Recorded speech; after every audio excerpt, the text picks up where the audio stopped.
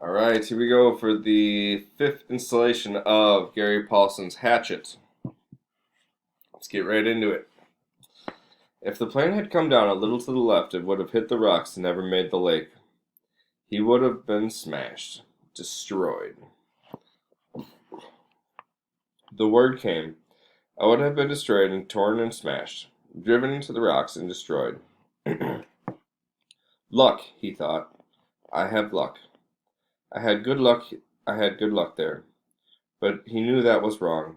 If he had had good luck, his parents wouldn't have divorced because of the secret, and he wouldn't have been flying with a pilot who had a heart attack, and he wouldn't be here where he had to have good luck to keep from being destroyed. If you keep walking back from good luck, he thought, you'll come to bad luck. He shook his head again, wincing. Another thing not to think about. The rocky ridge was rounded and seemed to be of some kind of sandstone, with bits of darker stone layered and stuck into it. Directly across the lake from it, at the inside corner of the L, was a mound of sticks and mud raising up out of the water a good 8 or 10 feet. At first Brian couldn't place it, but knew that he somehow knew what it was, had seen it in films. Then a small brown head popped to the surface of the water near the mound and began swimming off down to the short leg of the L, leaving a V of ripples behind it, and he remembered where he'd seen it. It was a beaver house, called a beaver lodge, in a special he'd seen on the public channel. A fish jumped.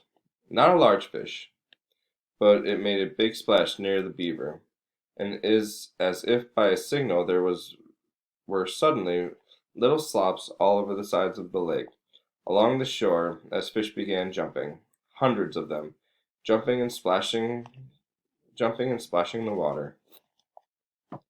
Brian watched them for a time, still in a half daze, still not thinking well.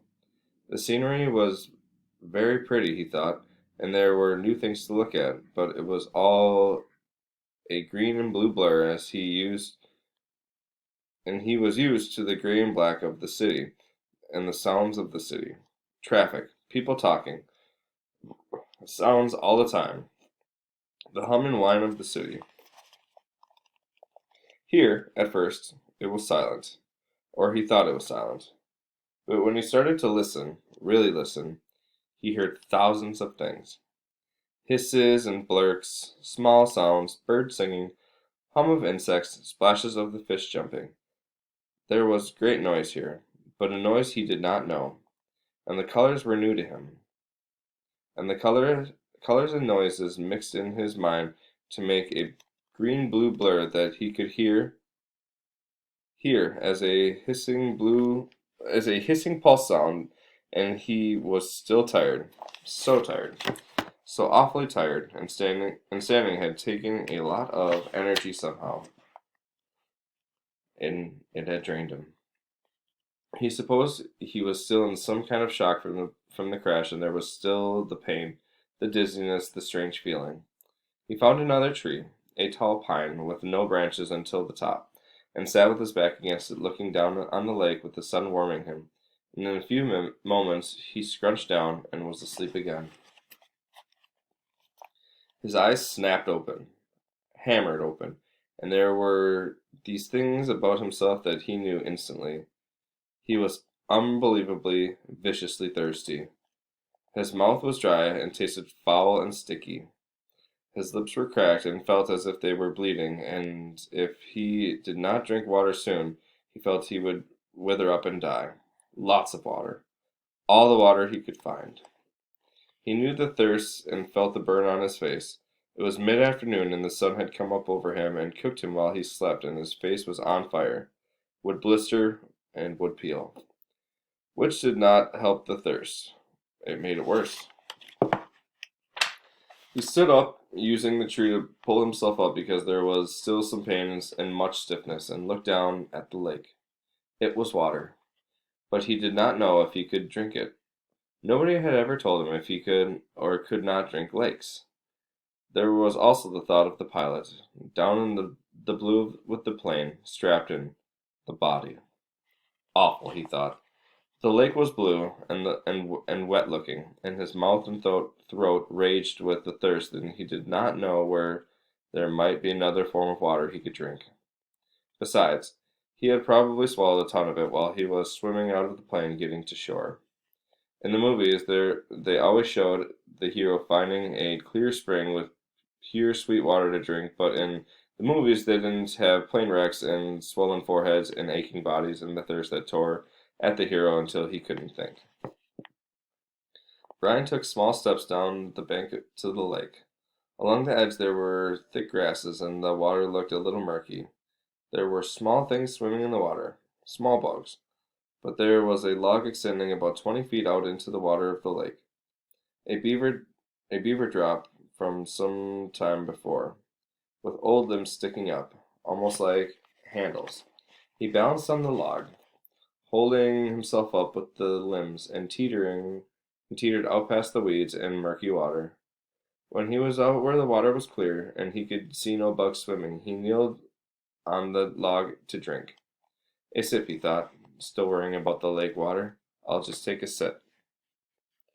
But when he brought a cupped hand to his mouth and felt the cool lake water trickle past his cracked lips and over his tongue, he could not stop.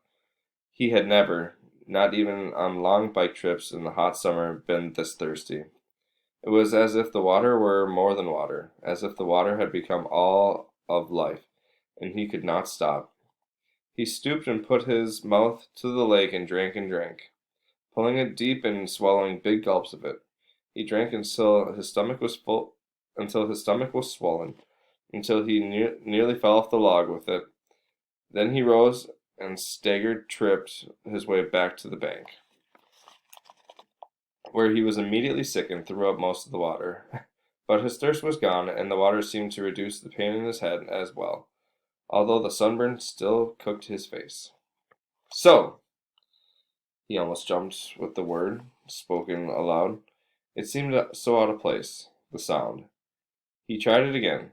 So. So. So. Here I am. And there it is, he thought, for the first time since the crash. His mind started to work again. His brain triggered, and he began thinking. Here I am. And where is that? Where am I? He pulled himself once more up the bank to the tall tree without branches and sat again with his back against the rough bark. It was hot now, but the sun was high, and to his rear and he sat in the shade of the tree in relative comfort. There were things to sort out. Here I am, and that is nowhere. With his mind open and thoughts happening,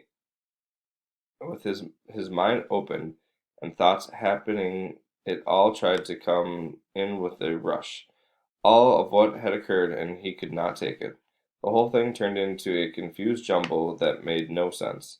So he fought it down and tried to take one thing at a time. He had been flying north to visit his father for a couple of months, in the summer, and the pilot had a heart attack and had died. And the plane had crashed somewhere in the Canadian North Woods, but he did not know how far they had flown or in what direction or where he was. Slow down, he thought.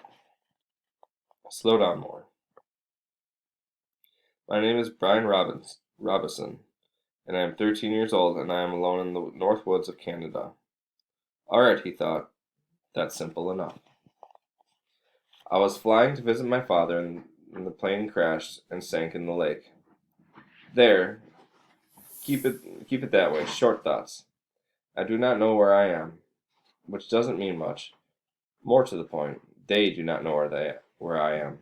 They meaning anybody who might be wanting to look for me. The searchers. Alright, so I think that sounds a good spot to stop. Tune in for the next video to see what happens to Brian.